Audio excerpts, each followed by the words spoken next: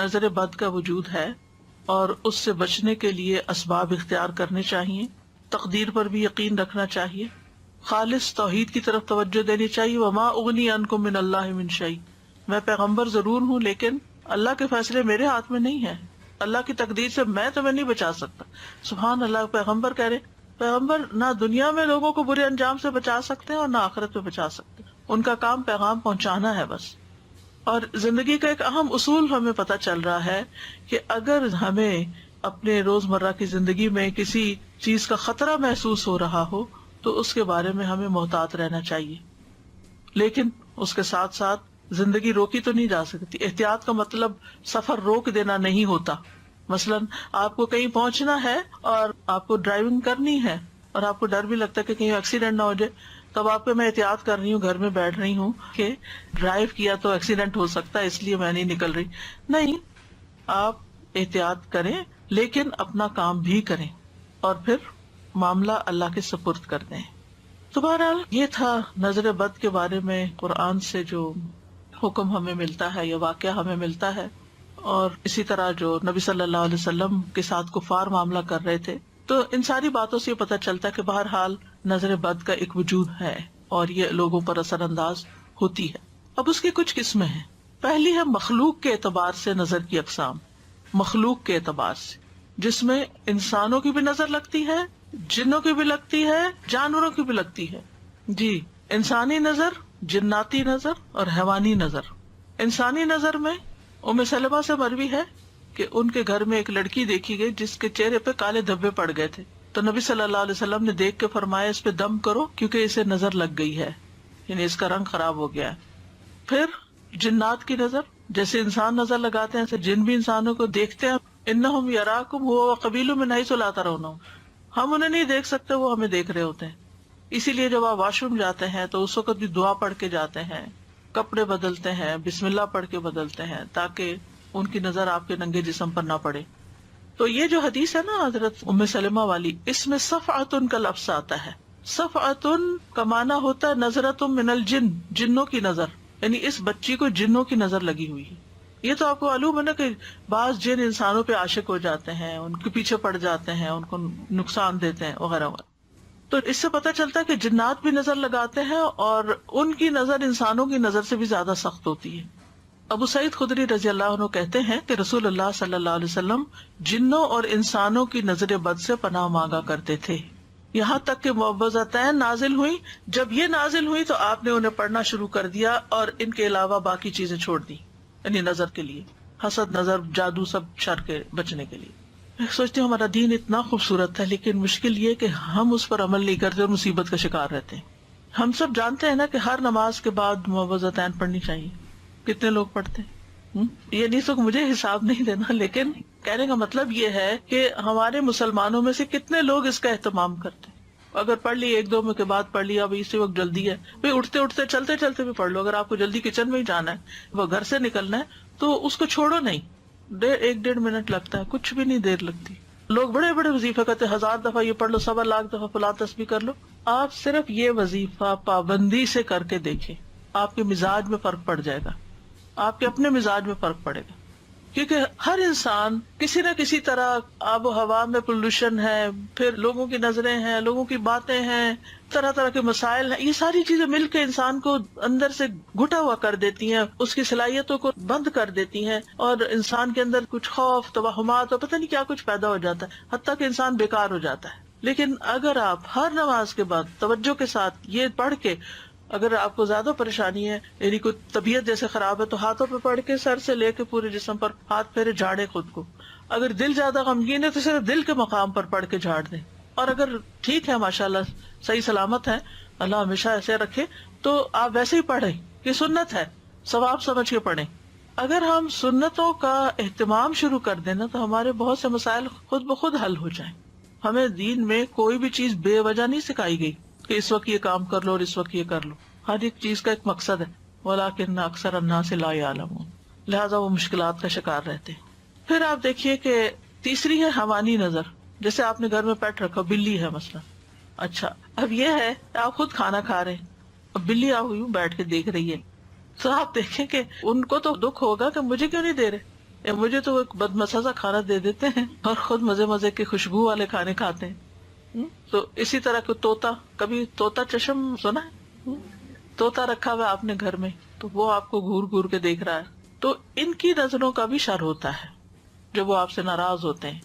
مرغیاں رکھی ہوئی ہیں یا اور اسی طرح کے جانور ہو سکتے ہیں، تو ان سب کو بھی خوش رکھنا اور ان کے بھی شر سے محفوظ رہنا جو ہے وہ بھی ایک کام ہوتا ہے. کچھ لوگ کتا پال لیتے. ہم نے کبھی سوچا کہ کیوں منع کیا کہ کتا اندر نہ رکھو؟ کوئی وجہ ہوگی نا، کوئی اس کا نقصان یا شر ہوگا نا جس کی وجہ سے ہمیں منع کیا گیا. لعاب دہن کا تو ہم سب کو پتہ ہی ہے کہ اس کے اندر ایسی چیزیں ہیں کہ جو نقصان دیتی ہیں، لیکن اس کے علاوہ اس کی نگاہوں کا بھی شر ہو سکتا ہے. اور یہ بھی اس کی فطرت کہ ہو سکتا ہے کسی وقت وہ غصے میں آ جائے اور آپ ہی کو چیٹ پھاڑ کرے. تو یعنی کہ آرگیومنٹ ہر وقت نہیں کرنی چاہیے، یہ کیوں منع کر دیا، ہمارے دین میں تو یہ بھی منع ہے اور وہ بھی منع ہے، زندگی مشکل ہے. بھئی کوئی تمہارے ہی فائدے کے لیے منع ہے جو چیزیں منع ہے. ان کو اللہ نے اس لیے نہیں بنایا کہ تم اپنا گھر میں رکھو ان کو، انہیں کسی اور کام کے لیے بنایا. بہرحال تو دوسرا ہے تاثیر کے اعتبار سے نظر کی اقسام، جس میں ایک خوشی یا تعجب والی نظر ہوتی ہے. جیسے آپ اپنے بچے کو دیکھتے ہیں کہ ماشاءاللہ بہت اچھا ہے، پیارا ہے، اور آپ کی ہر بات مان لیتا ہے، نماز بھی پڑھ لیتا ہے اور بھی کام کرتا جا رہا ہے، تو آپ بہت خوش ہو جاتے ہیں اس سے، اور یکا یک بگڑ کے بیٹھ جاتا ہے، نمازیں چھوڑ دیتا ہے، غلط سلط کام کرنے لگتا ہے، تو آپ کو سمجھ نہیں آتی کہ اس کو کیا ہو گیا. کئی ماؤں کو آپ نے کہتے ہوئے سنا گا یہ میرا بچہ سب سے شریف بچہ تھا اور یہی مجھے سب سے زیادہ ستا رہا ہے. تو اس میں ایک وجہ ہو سکتی ہے کہ یعنی نظر لگی ہوئی اور آپ ہی کی اپنی ہی لگی ہوئی. وہ حسد کی نظر نہیں ہوتی، وہ پیار کی نظر اور تعجب کی نظر، خوشی کی نظر.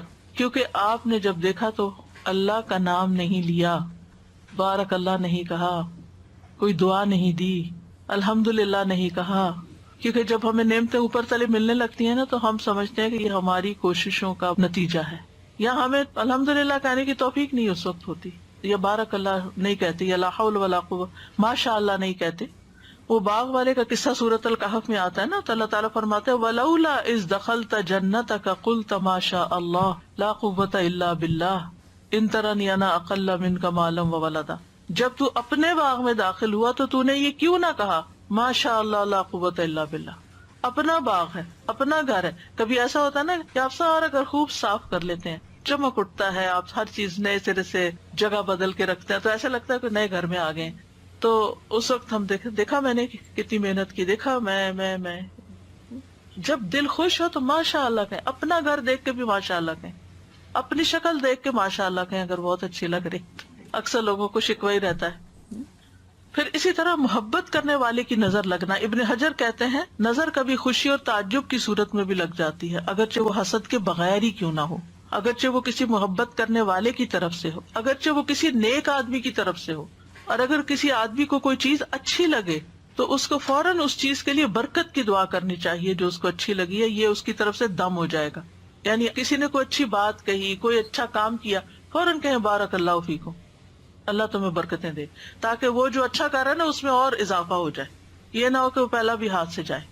پھر ہے حسد کرنے والے کی نظر.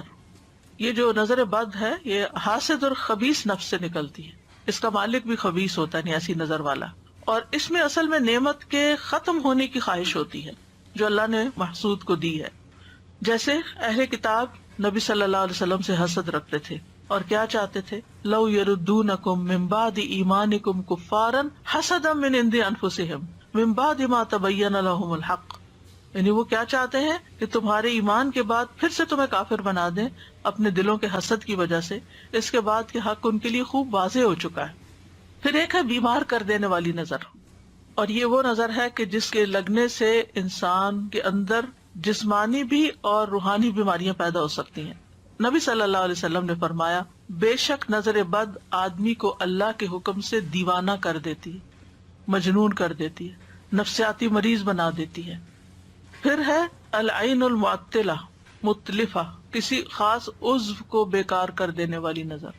یعنی جسم کا کوئی حصہ بہت خوبصورت کسی کو لگ رہا ہے اور وہ دیکھتا ہے تو وہ حصہ کام کرنا چھوڑ دیتا ہے، شل ہو جاتا ہے یا بیکار ہو جاتا ہے. پھر آگ والی نظر، مہلک نظر، اور یہ وہ قسم ہے کہ جس کو لگتی ہے اس کے اوپر فوری شدید ترین اثر ہوتا ہے. اسمائی کہتے ہیں میں نے ایک آدمی کو دیکھا، اس کی نظر بہت کثرت سے لگتی تھی. اس نے کسی گائے کے متعلق سنا کہ اس کو اس کے دودھ کی دھار کا نکلنا اچھا لگا، تو اس نے کہا ان میں سے کون سی گائے ہے؟ تو انہوں نے اس گائے سے توریہ کرتے ہوئے کہا کہ فلاں گائے ہے. کوئی اور گائے بتا دی. وہ دودھ والی نہیں بتائی کہ اس کو نظر نہ لگ جائے. ہوا یہ کہ دونوں ہی ہلاک ہو گئی, دودھ والی بھی دوسری بھی. میں نے اسمائی سے یہ بھی کہتے ہوئے سنا, جب میں کوئی ایسی چیز دیکھتا ہوں جو مجھے اچھی لگتی ہے تو محسوس کرتا ہوں کہ میری آنکھوں سے ایک تپش حرارت نکلتی ہے, آنکھ میری گرم ہو جاتی ہے. اپنی فیلنگ, یعنی ان کو یہ تھا کہ میری نظر لگ جاتی ہے. تو بعض اوقات کسی کو نہیں پتا کہ اس کی نظر لگتی ہے یا نہیں, لیکن بعض لوگوں کو خود محسوس ہو جاتا ہے کہ دیکھنے کے بعد اس کی آنکھیں جیسے جلن سی ہونے لگتی ہے نا آنکھوں میں, اس طرح کی کیفیت پیدا ہو جاتی ہے. جی السلام علیکم استاذہ جی. ایک صاحبہ خود کہتی ہیں کہ میری نظر بہت پتھر پہاڑ ہے تو مجھ سے سنبھل کے رہنا. تو ریئلی ان کو دیکھ ہم کو فیل ہوتا ہے, بلکہ جب وہ کچھ بھی ایسے دیکھتی ہیں سب نے محسوس کیا ہے کہ نظر لگتی ہے ان کی, کیونکہ ان کے یہاں ایک ایکویریم تھا اور وہ فش بہت پھل پھول رہی تھی اچھی بہت. تو کہنے لگی کہ میں نے اس کو بولا بس تم جو ہے نا بہت کھا لیا تم نے, تم بہت زیادہ اچھی ہو رہی ہے تو صبح مر جانا. اور یقین کریں وہ صبح میں فش ختم ہو گئی. اور ایک دن وہ آئی اور انہوں نے کہا وہ تمہارے گلاس کتنے پیارے ہیں, لیکن ماشاءاللہ نہ میں کہہ سکی, بھول گئی. اور تو صبح میں وہ دونوں گلاس جب ڈش واشر سے نکالے اسی کونے سے جہاں انہوں نے کہا تھا نا اس کے کونے کتنے پیارے ہیں جو اوپر کی, وہ دونوں ٹوٹے ہوئے تھے. تو ماشاء اللہ کہنا بہت بہت ضروری. اگر وہ نہیں کہہ رہی تو خود کہنا ضروری ہے. ماشاء اللہ. اب نظر لگنے کی وجوہات کیا ہوتی ہیں؟ پہلی بات یہ کہ جو کچھ ہوتا ہے اللہ کے حکم سے ہوتا ہے. ان الحکم الا للہ. اللہ سبحانہ وتعالیٰ نے چونکہ یہ زندگی, یہ دنیا آزمائش کے لیے بنائی ہے, تو جس طرح اور چیزیں کچھ ہمارے لیے بیماری کا باعث بنتی ہیں, وائرسز ہیں, بیکٹیریاز ہیں, جراثیم ہیں, ایسے ہی یہ چیز بھی امتحانوں میں سے ایک امتحان ہے, اللہ کے لشکروں میں سے ایک لشکر ہے. پھر اسی طرح یہ یاد رکھنا چاہیے کہ ما اصاب من مصیبت الا باذن اللہ, اللہ کے اذن سے ہی مصیبت آتی. پھر یہ کہ یہ تقدیر میں تکلیف لکھی ہوتی ہے, اس کا سبب بن جاتا ہے کوئی. نبی صلی اللہ علیہ وسلم نے فرمایا نظر لگنا برحق ہے, اگر کوئی چیز تقدیر پر غالب آ سکتی تو وہ نظر بد ہے. ایک وجہ یہ بھی ہے کہ انسان کی زندگی میں اذکار اور تلاوت اور اللہ کے نام کی کمی ہوتی ہے. ابن قیم کہتے ہیں کہ نظر بد ایک قسم کے تیر ہوتے ہیں جو محسود اور معیون کی طرف حاسد یعنی حسد کرنے والے اور نظر لگانے والے کے نفس سے نکلتے ہیں. کبھی ان کا نشانہ لگ جاتا ہے, کبھی خطا ہو جاتا ہے. پھر اگر یہ تیر اس کو ننگا پاتے ہیں, اس پر کوئی بچاؤ کا سامان نہیں, یعنی اذکار وغیرہ کی کوئی لیئر نہیں, اور یہ کہ صبح شام کے اذکار کی حفاظت کرنے والا نہیں, تو تیر اس کو لگ جاتا ہے اور اس پر اثر انداز ہو جاتا ہے. پھر اسی طرح یہ ہے کہ بعض اوقات اذکار وغیرہ پڑھنے کے باوجود بھی نظر لگ جاتی, اور وہ انسان کا امتحان ہوتا ہے, تقدیر ہوتی ہے, آزمائش ہوتی ہے. اب اس کی علامات کیا ہوتی ہیں؟ کچھ تو جسمانی عوارض ہوتے ہیں, یعنی بیماریاں ہوتی ہیں, جیسے چہرے پہ دھبے پڑ جانا. وہ حضرت ام سلمہ والی حدیث میں جس بچی کے چہرے پر دھبے تھے سیاہ, تو نبی صلی اللہ علیہ وسلم نے اس کے لیے دم کرنے کا کہا. پھر بلا وجہ رونا آتے جانا, جیسے بچے بلا وجہ روتے روتے, انہیں اٹھا رہے ہیں, بہلا رہے ہیں, کھلا رہے ہیں, پلا رہے ہیں, کچھ دے رہے ہیں, ان کو اثر ہی نہیں. اللہ اکبر. شاید آپ کو بھی کبھی یہ واقعہ پیش آیا ہو, بڑا بھی ہو سکتا ہے نا, بے وجہ رونا آتا چلا جاتا ہے, ہوتا ہے. یہ جو بچوں کا بلا وجہ روتے جانا, اس کی دلیل یہ ہے کہ ایک مرتبہ نبی صلی اللہ علیہ وسلم تشریف لائے تو ایک بچے کے رونے کی آواز سنی. فرمایا یہ بچہ کیوں رو رہا ہے, کیا تم نے اس کو نظر بد کا دم نہیں کروایا, یعنی اس کو نظر لگی ہوئی ہے اس لیے رو رہا ہے. پھر بچوں کا کمزور ہو جانا, سب کچھ کھا رہے ہیں, پی رہے ہیں, بڑھ ہی نہیں رہے. آپ صلی اللہ علیہ وسلم نے اسما بنت امیس سے کہا کیا بات ہے, میں اپنے بھائی یعنی جعفر کے بیٹوں کے جسموں کو دبلا پتلا دیکھتا ہوں, کیا انہیں فقر و فاقہ رہتا ہے؟ انہوں نے کہا نہیں, بلکہ انہیں نظر بد بہت جلد لگ جاتی ہے. آپ نے فرمایا انہیں دم کرو. انہوں نے آپ کے سامنے چند کلمات پیش کیے تو آپ نے فرمایا انہیں دم کرو, نہیں ٹھیک ہے یہ پڑھ کے دم کر دو. پھر اسی طرح بعض اوقات گرنا اور پھسلنا, یعنی آپ چل رہے ہیں, ٹھیک ٹھاک چل رہے ہیں, جیسے اس دن کسی بہن نے کہا تھا کہ ان کا پاؤں فریکچر ہو گیا تھا چلتے چلتے, یا اسی طرح انسان گر پڑتا چلتے ہوئے, یا اوپر سے پھسل جاتا ہے, یا کوئی بھی ایسی وجہ بھی بن جاتی, یعنی ٹھیک چل رہا ہوتا ہے معاملہ اور اچانک بے وجہ کوئی ایسی مصیبت آ پڑتی ہے. رسول اللہ صلی اللہ علیہ وسلم نے فرمایا بے شک نظر آدمی کو دیوانہ کر دیتی ہے اللہ کے حکم سے, حتیٰ کہ کبھی ایسا ہوتا ہے کہ وہ اونچی جگہ پر چڑھتا ہے پھر وہاں سے گر پڑتا ہے. ابن عباس کہتے ہیں نبی صلی اللہ علیہ وسلم نے فرمایا نظر کا لگ جانا برحق ہے اور یہ اوپر چڑھنے والے کو پھسلا دیتی ہے. کبھی جان خطرے میں پڑ جاتی, شدید بیماری لاحق ہو جاتی ہے, عبداللہ بن عامر کہتے ہیں کہ عامر بن ربیعہ اور سہل بن حنیف یا حنیف دونوں غسل کرنے کے ارادے سے نکلے. وہ کوئی اوٹ تلاش کر رہے تھے کہ چھپ کے ذرا نہا لیں. سہل نے اون کا جبہ اتارا. عامر کہتے ہیں میں نے اسے دیکھا تو اسے میری نظر لگ گئی. وہ پانی میں اتر کر نہانے لگ گیا. میں نے پانی میں اس کے بڑبڑانے کی آواز سنی. میں اس کے پاس آیا, 3 دفعہ آواز دی, اس نے جواب نہ دیا. پھر میں نبی صلی اللہ علیہ وسلم کے پاس آیا اور ساری بات بتائی. آپ تشریف لائے اور پانی میں داخل ہو گئے.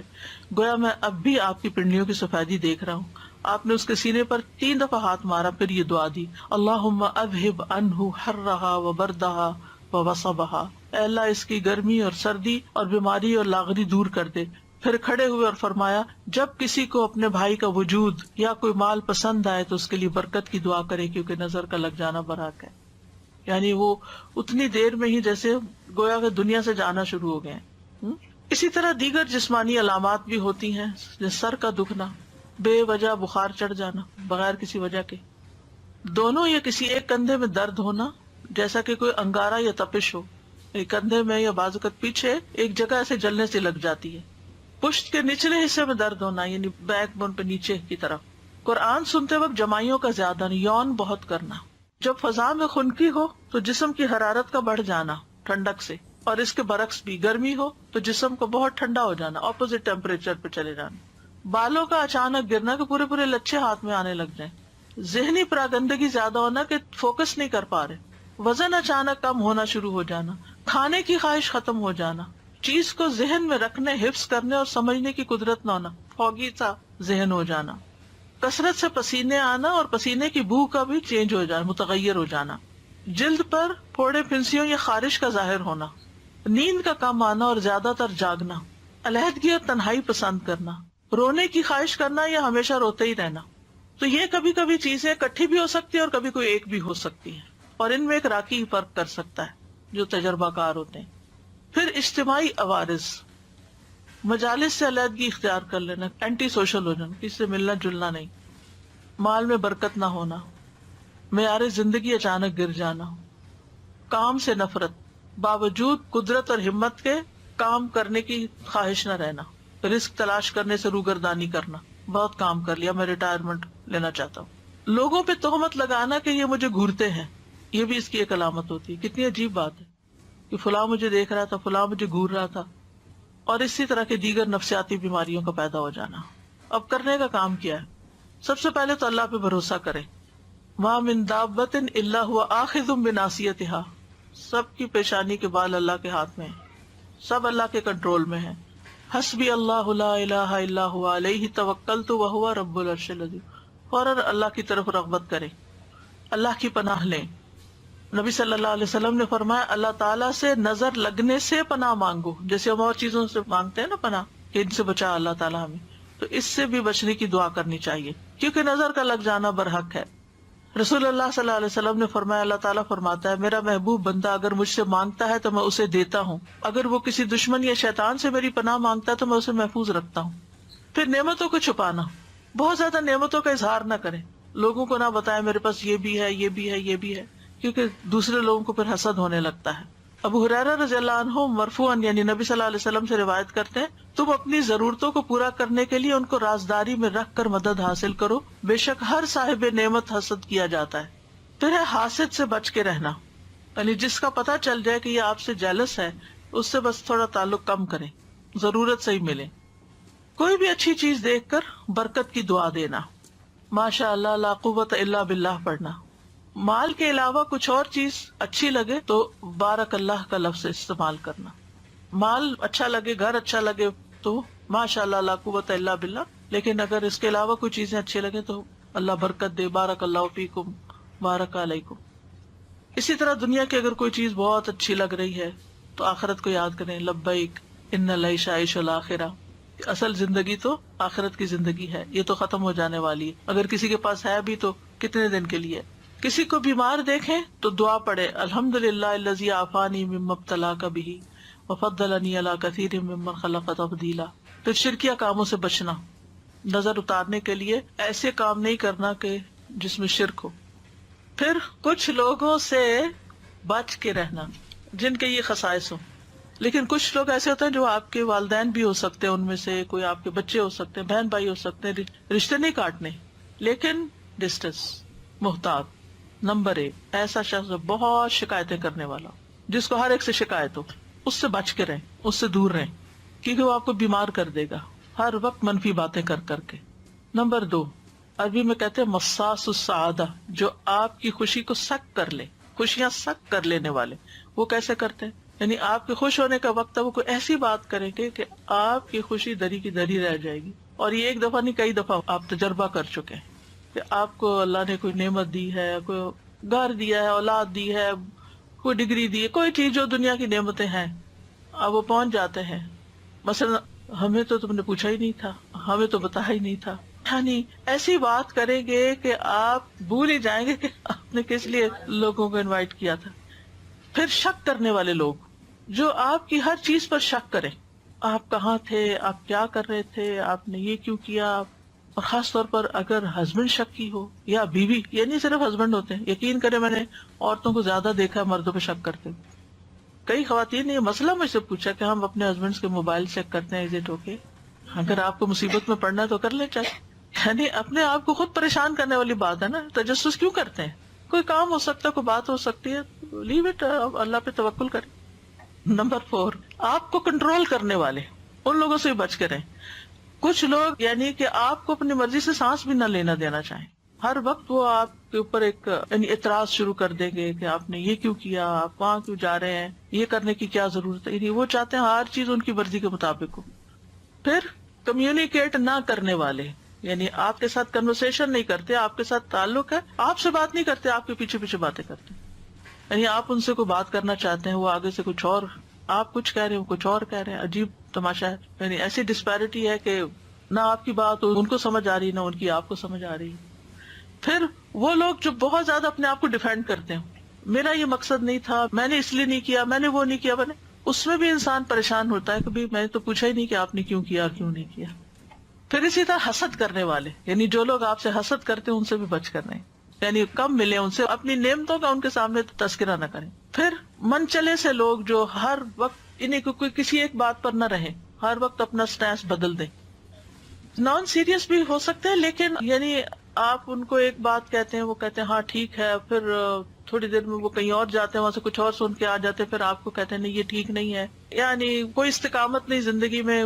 آپ ان پہ ٹرسٹ نہیں کر سکتے کہ آپ ان کو کوئی کام دیں گے، کوئی رسپانسبلٹی دیں گے تو وہ کچھ کریں گے، وہ لیک آف میچورٹی سے ہوتا ہے۔ پھر بخیل، کچھ خرچ نہ کرنا چاہیں۔ پھر ایکسپلائٹرز، آپ کو ایکسپلائٹ کرنے والے، آپ کو جانے بغیر آپ کی غیبت کرنے والے، ایسے لوگوں سے متھا نہ لگائیں۔ یا کسی کو جانے بغیر، مثلا نہ آپ کسی پولیٹیشین کو جانتے ہیں، نہ آپ کبھی اس سے ملے ہیں، نہ آپ کو کوئی حقیقت پتا ہے، جھوٹے پروپیگنڈے سن کے آپ بھی ساتھ شامل ہو جاتے ہیں، فلاں چور ہے، فلاں ایسا، فلاں ویسا۔ یہ آپ نے کون سی چیز دیکھی تھی، آپ کی آنکھوں نے دیکھی تھی یا کانوں نے اس کے منہ سے کچھ سنا تھا، فرسٹ ہینڈ انفارمیشن کیا آپ کے پاس؟ اس قسم کے لوگ جو لوگوں کی برائیاں آپ سے آ کے کریں، ان سے بھی بچ کے رہیں۔ تو یہ سارے لوگ کسی نہ کسی طرح آپ کی زندگی کو حرام کر دیتے ہیں۔ پھر آپ کہیں گے جائیں کہاں؟ اگر ہمارے اندر اس میں سے کوئی چیز ہے تو اس کو باہر نکال دیں۔ دوسری بات یہ ہے کہ سبق اس سے یہ ملتا ہے کہ ٹو مچ سوشلائزنگ جو ہے وہ انسان کے لیے نقصان دہ ہے، کیونکہ ہم میں سے ہر ایک کے اندر ان میں سے کوئی نہ کوئی چیز ہو سکتی ہے نا، بلکہ ہے کسی نہ کسی درجے، تھوڑی صحیح زیادہ صحیح کرتے ہیں نا کچھ، تو پھر خواہ مخواہ کی یعنی انسان کی زندگی ضائع ہوتی ہے، وقت ضائع ہوتا ہے، صلاحیتیں ضائع ہوتی ہیں۔ بہتر ہے انسان کو پروڈکٹیو انسان بننے کے لیے اپنی زندگی کا کوئی گول رکھیں، اپنے آپ کو مصروف کریں اور کسی کام میں اپنے آپ کو لگا لیں تاکہ ان چیزوں سے آپ کو چھٹکارا ہو۔ پھر قرآن سے علاج کریں، کیونکہ قرآن شفا ہے۔ قل هو للذین آمنوا ھدی وشفاء، سورۃ فصلت میں آتا ہے، سورۃ اسراء میں ہے، وَنُنَزِّلُ مِنَ الْقُرْآنِ مَا هُوَ شِفَاءٌ وَرَحْمَةٌ لِّلْمُؤْمِنِينَ وَلَا يَزِيدُ الظَّالِمِينَ إِلَّا خَسَارًا۔ یاد رکھیے جس طرح قرآن ہدایت ہے نا، ایسے ہی قرآن شفا ہے۔ قرآن سے ہدایت بھی لینی چاہیے، قرآن سے شفا بھی حاصل کرنی چاہیے۔ ہم ہدایت کی کتاب تو اس کو سمجھتے ہیں کہ ہدایت کے لیے پڑھو، لیکن شفا کے لیے نہیں پڑھتے، تو شفا کے لیے بھی پڑھنے کی ضرورت ہے۔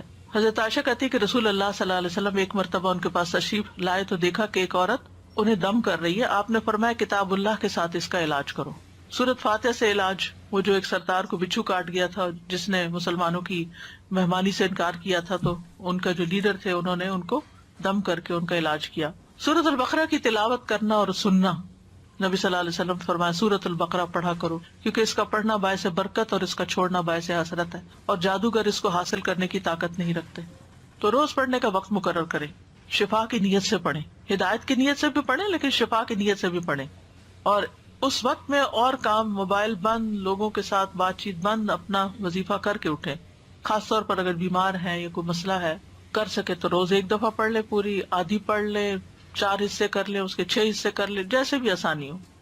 پھر نظر اور حسد سے متعلق جو آیات ہیں ان کی تلاوت کرنا، جیسے وَإِن يَكَادُ الَّذِينَ كَفَرُوا، یہ ایک کارڈ ہے بڑا خوبصورت سا ایول آئی کے بارے میں. یہ جو میں آپ کو معلومات دے رہی ہوں اس میں سے کچھ معلومات بھی آپ کو اس میں ملیں گی اور دعائیں بھی ملیں گی. پھر اسی طرح نظر اور تکلیف کو دور کرنے والی دعائیں، یہ کارڈز موجود ہیں، ان سے فائدہ اٹھائیں. پھر نظر اور حسد کا رقیہ پڑھنا یا سننا، دونوں طرح ٹھیک ہے، پڑھنا زیادہ بہتر ہے، ورنہ سننا تو فائدہ دے گا انشاءاللہ. معوذتین، ہر نماز کے بعد لازم، صبح شام 3 بار، نمازوں کے دوران بھی. اسی طرح سورۃ الکافرون اور آیت الکرسی. آیات سکینہ صبح اور شام سننا. تیسرا ہے دعاؤں اور دم کے ذریعے علاج. صبح شام اذان کو تکرار کے ساتھ غور سے سننا. اب یہاں چونکہ اذان نہیں ہوتی کہیں تو کمپیوٹر پہ لگا لیں اور اچھی طرح اس کو توجہ سے سنیں. اور اگر آپ مسجد جاتے ہیں تو اللہ کے لیے باتیں کرنے کی بجائے توجہ سے اذان سن کے جواب دے کے دعا کریں اپنے لیے، وہ قبولیت کا وقت ہوتا ہے. پھر اسی طرح نظر لگنے پر دم کرنا.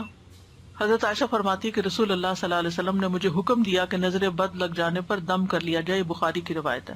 امر ان یسترقى من العین. یہ جو لوگوں میں غلط فہمی پائی جاتی ہے نا، کسی سے رقیہ نہیں کرانا چاہیے.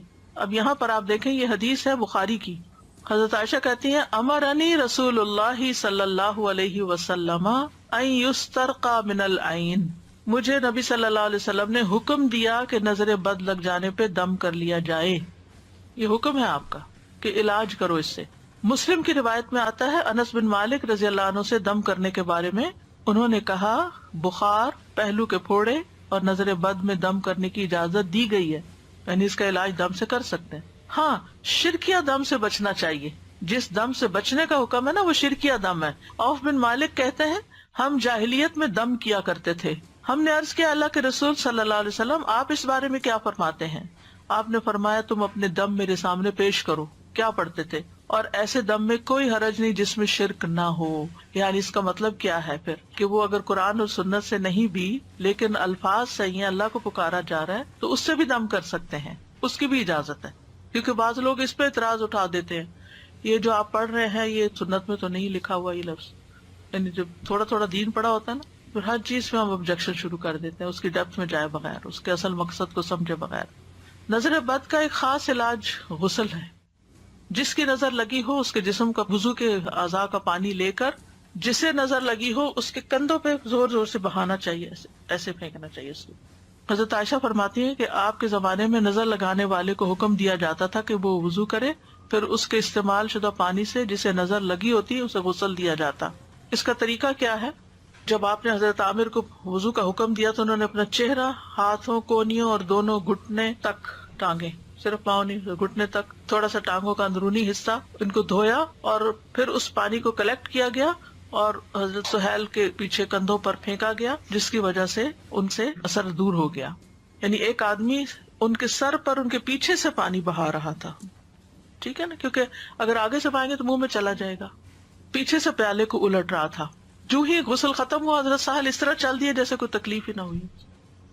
جو ہاتھ دھونے کا حکم ہے نا وضو کی طرح نا کونیوں تک دھونے ہوتے ہیں ہاتھ، ٹھیک ہے، پاؤں بھی گھٹنوں تک.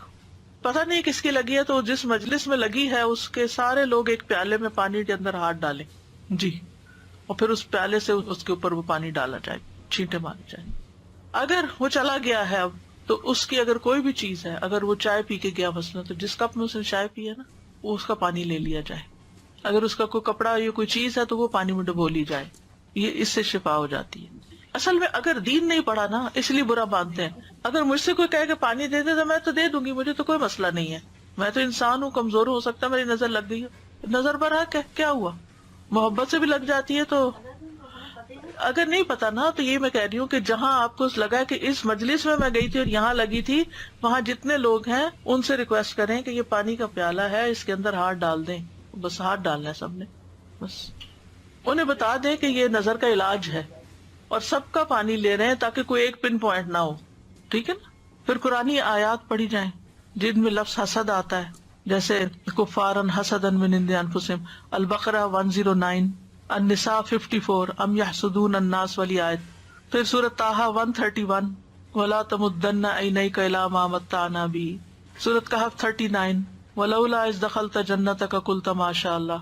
پھر سورۃ الملک 1-4، فرجع البصر هل تری من فطور والی آیت جو ہے نا، تبارک الذی سے لے کے ینقلب الیک البصر خاسئا وهو حسیر تک.